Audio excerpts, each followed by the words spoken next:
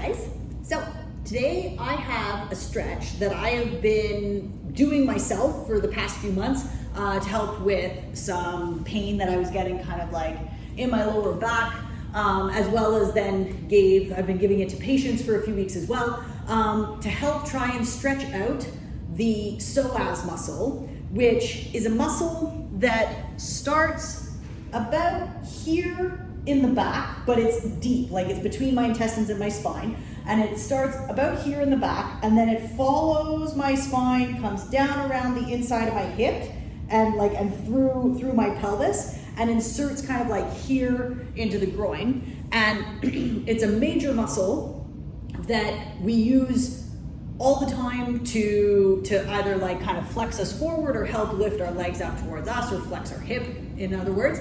But it also often will get tight, often for people who spend all day sitting, because if we spend all day sitting, then that muscle is sitting in a shortened position. But it also gets tight, or I find it gets tight when in people where their glutes are weaker or less active, and the glutes generally help stabilize the hips, as well as help stabilize that SI joint that I was talking about right here at the base of your back. And so I find that when the glutes are less active or are weaker, then the psoas tends to kick in and get super tight to try and compensate.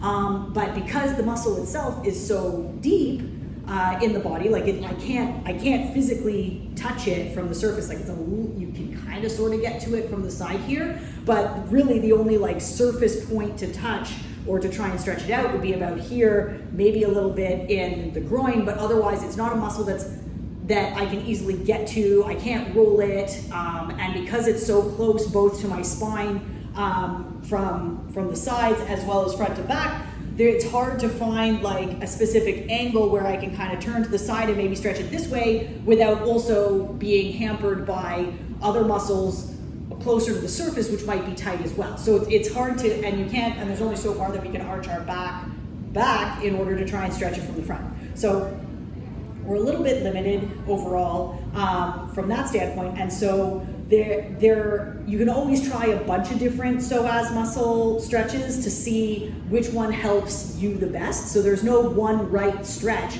but this is one that I kind of came up with to help open it up from a PNF standpoint, where PNF is a technique used by physios and osteos where we do sort of a momentary muscle contraction, either of the intended muscle or an antagonist or like a helper muscle.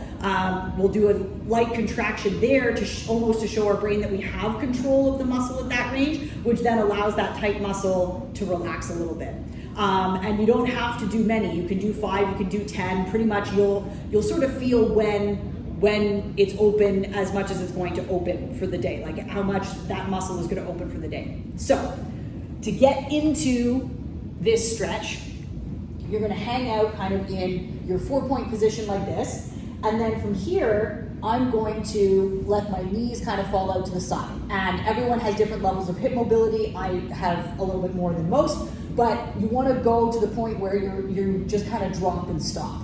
And from here, I'm going to hang out in this position, and then I'm actually going to think about twisting my leg up from the floor, but notice that my hip hasn't collapsed down to the floor this way. I'm going to twist up and hold for a second, and then bring it back down. I'm going to do the same thing on the other side.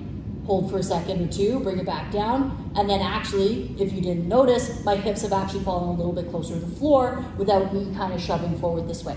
And so that's the premise of the PNF. So if I kind of go back a few more times each side, really trying to make sure that that hip doesn't fall towards the floor, and then I'll get to a point where I just feel like, yep, okay, that's pretty much my limit, or you're going to end up on the floor if you're super lucky, and you just hang out. And it's not supposed to be an uncomfortable stretch. You're not supposed to be making a pain face or anything like that. It's just supposed to be a light stretch kind of through the groin. The tighter side might pull a little bit more through here. You may feel almost like a little bit of a cramping through the glutes here, which is a good thing. That means that, okay, we're actually, that little rotation that we're doing where we're lifting our legs off the floor, that little rotation is our glutes as well as a few other internal rotators helping to lift that leg up. And then because we're activating the muscles that sometimes the psoas is compensating for, then it allows us to it allows the psoas to loosen a little bit. And the psoas itself may actually be helping a little bit in that motion as well. It's entirely possible. But the point is, like, once we show the brain that we can kind of control that range of motion, then the hip starts to open up and we get a little bit closer. And then more often than not, the reason why I give this exercise is for people who are trying to get to the bottom of their squat position. So if they start out their workout session and, like, let's say they just feel really kind of pinchy and like jammy right in the bottom of their squat, after they do this exercise, it'll be a lot more comfortable for them to sit in the very bottom of that squat position. And that's the ultimate goal. Or like I said, if it's an office worker who's spending a lot of time sitting in a chair and they feel jammed up and just really stiff through here, this is one stretch that they can try to see if that just helps them feel a little more loose in that seated position.